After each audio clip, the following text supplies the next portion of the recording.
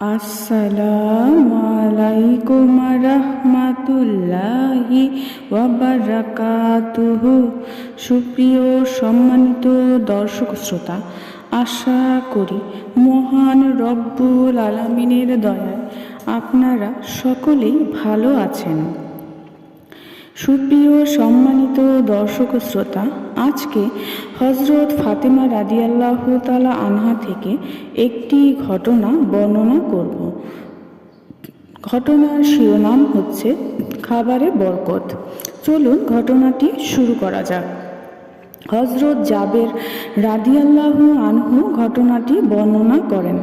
তিনি বলেন, একবার রাসূল সাল্লাল্লাহু আলাইহি ওয়াসাল্লাম প্রচণ্ড ক্ষুধার্ত ছিলেন। তিনি ক্ষুধার যন্ত্রণায় সকল স্ত্রীদের কামরায় গেলেন, কিন্তু কারো কাছে কিছুই পেলেন না। অবশেষে হজরত ফাতেমা রাদিয়াল্লাহু আনহার বাড়িতে গিয়ে বললেন, হে ফাতেমা, তোমার কাছে খাওয়ার জন্য কিছু আছে?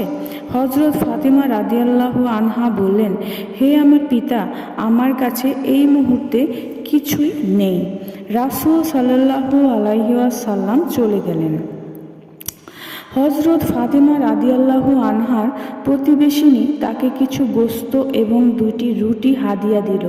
তিনি খাবারগুলো একটি পাত্রে রেখে চিন্তা করলেন, আমি এই খাবার রাসূল সাল্লাল্লাহু আলাইহি ওয়াসাল্লামকে খাওয়াবো, অন্য কাউকে খাওয়াবো না। এদিকে তার পরিবারের সকলে অনাহারে রয়েছে, তাদেরও খাবারের দরকার ছিল। তিনি হজরত হাসান এবং হুসেন রাদিয়াল্লাহু আনহুকে রাসূল সাল্লাল্লাহু আলাইহি ওয়াসাল্লামের কাছে পাঠালেন। রাসূল সাল্লাল্লাহু আলাইহি ওয়াসাল্লাম ফাতেমা রাদিয়াল্লাহু আনহার বাড়িতে এলেন।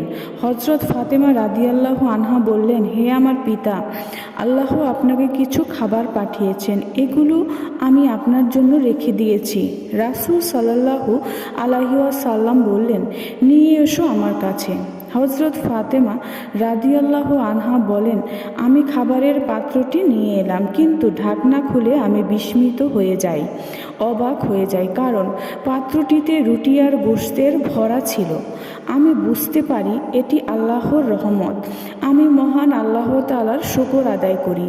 রাসূল সাল্লাল্লাহু আলাইহি ওয়াসাল্লামের উপর দুরূদ পড়া শুরু করি।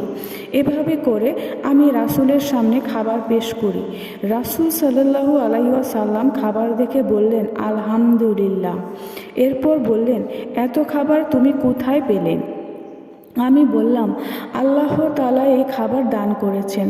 আল্লাহ যাকে চান অফুরন্ত রিজিক দান করেন। রাসূল সাল্লাল্লাহু আলাইহি ওয়াসাল্লাম আল্লাহর প্রশংসা জ্ঞাপন করলেন এবং বললেন, হে ফাতেমা, সমস্ত প্রশংসা মহান আল্লাহর জন্য। তিনি তোমাকে বনি ইসরাইলের মহিলাদের সর্দারের মতো বানিয়েছেন।